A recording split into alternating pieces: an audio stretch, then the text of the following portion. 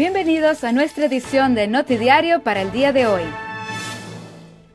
En la madrugada de ayer, una gran cantidad de patrullas policiales se dirigieron al área de Serumauma para atender una fiesta clandestina que se llevaba a cabo, en la cual se encontraban más de 100 personas.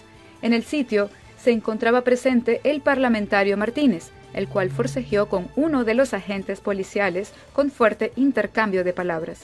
Finalmente, el fiscal que se encontraba presente indicó que se tenía que presentar en la estación de policía junto al organizador de la fiesta.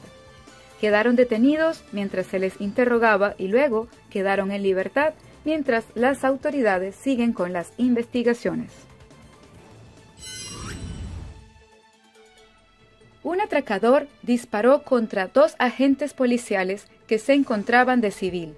Esto sucedió en un mini mercado ubicado en Montaña Bau, cuando un hombre armado entró, amenazando al empleado exigiendo la venta del día. Los 2 policías, al darse cuenta, intervinieron, pero el hombre atracador logró huir del sitio disparando contra los agentes. De inmediato, se estableció una búsqueda en el barrio sin tener éxito, pero las investigaciones continúan. Entre el 10 al 13 de febrero estuvo de visita la secretaria de Estado holandés, señora Alexandra. Mencionó que el costo de vida en Curazao es muy alto y que se puede trabajar para que éste baje.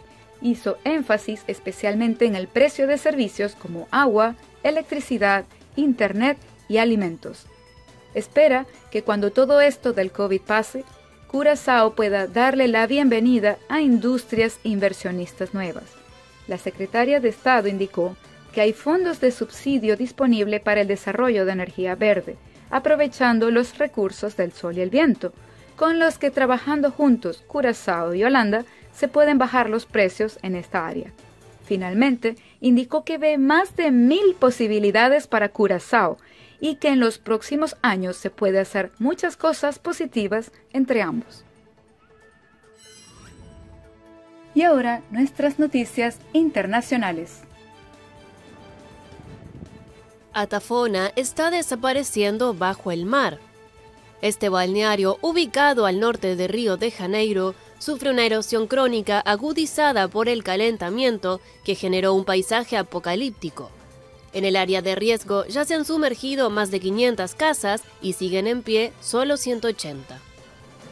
El mar, como se puede ver, ha avanzado de 3 a 4 metros en 2 semanas y también la marea, así que no sabemos si ese muro estará aquí la semana próxima. Ya estoy previendo alquilar otra casa para sacar a mi familia de aquí, no puedo ponerla en riesgo. La erosión extrema se ha agudizado ahora por el cambio climático, pero el balneario sufre un problema crónico desde hace décadas. Al menos 3 propuestas fueron presentadas a la alcaldía para frenar la erosión, que incluyen la construcción de escolleras o diques rompeolas para disminuir la fuerza del mar y la recuperación artificial de la playa, transportando arena desde el fondo del delta del río. Hay algunas acciones que pueden intentar revertir esta situación, hacer algunos trabajos, alguna contención, algo para frenar este proceso y si funciona, volvemos a casa. La pintamos nuevamente y regresamos.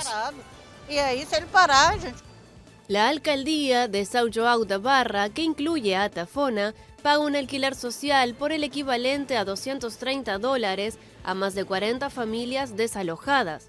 Las autoridades afirman que cualquier plan depende de la aprobación de órganos ambientales y que hasta ahora no hay ningún proyecto con una solución definitiva. Para otros, lo que falta es voluntad política.